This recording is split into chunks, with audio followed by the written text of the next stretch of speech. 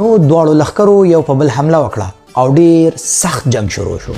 لیکن د مسلمه د لښکر د زیاتوالي له امله ډیر مسلمانان شهیدان شول او د مسلمانانو لښکر ورو ورو شاتګ وکړ او تر دې حده شاته راغلل چې د مسلمانانو قرارګاه ته راورسېدل. د مسلمانانو میرمنې او د حضرت خالد بن ولید رضی الله عنه میرمن هم په همدې قرارګاه کې موجوده وه. څه معلومه ده چې مسلمانان نور ماتې خوري، مګر خالد بن ولید رضی الله عنه ته دا پته وه که چیرته من ماتې وخورو نو مسلمه کذاب به په مدینه منوره باندې هم حمله وکړي. نو خالد بن ولید، زید بن خطاب او بعضې نورو صحابه کرامو د مسلمانانو لښکر پرېښود او مخ ته ولاړل او په کفارو یې حمله وکړه.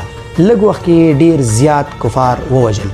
چې مسلمانانو وکتل چې د هغوی رهبر مخ ته ولاړ دی نو د هغوی حوصله یو ځل بیا راجګه شوه او په کفارو یې حمله وکړه. په ډیر لږ وخت کې داسې حمله وکړه چې د مسلمه کذاب لښکر ماتې وخوړه او شاتګ یې اختیار کړ. کله چې د مسلمه کذاب لښکر ماتې وخوړه او شاتګ یې اختیار کړ نو په تیښته تیښته یو باغ ته ورسېد چې هغه باغ چردیوالي لرله.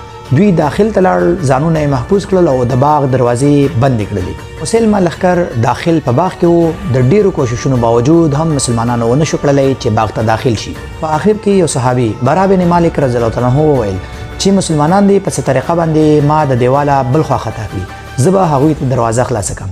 خالد بن ولید رضی الله عنه او نور صحابه کرامو دا په کلکه انکار وکړ او ویل چې دا ښکاره خودکشي ده. لیکن د هغه د ډیر زیات اصرار باوجود مسلمانانو هغه په دیوال باندې په څه طریقه واړو او هغه مسلمانانو ته دروازه خلاصه کړه. نو مسلمانان باغ ته داخل شول او ډیر په تیزی سره د مسلمه کذاب لښکر هلاک کړ.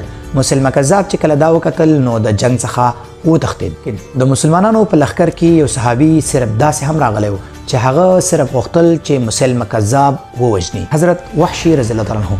ځکه څو کاله وړاندې هغه د حضرت ابو سفیان رضی الله عنه د میرمنې هندي په امر باندې د رسول الله صلی الله علیه وسلم تر حضرت حمزه رضی الله عنه په شهادت رسولی و.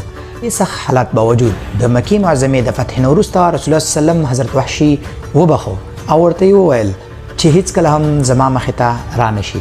نو د دې داغ د ختمولو دپاره حضرت وحشي رضی الله عنه غوښتل چې د اسلام تر ټولو سرسخته دښمن له منځه یوسي او دا داغ د ځان نه ختم کړي.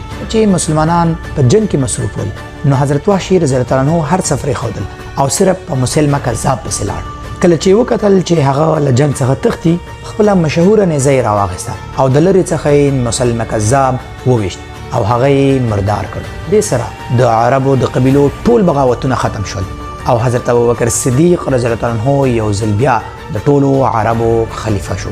چې د دې فتح خبر مدینه منورې ته لاړ نو ټول خلک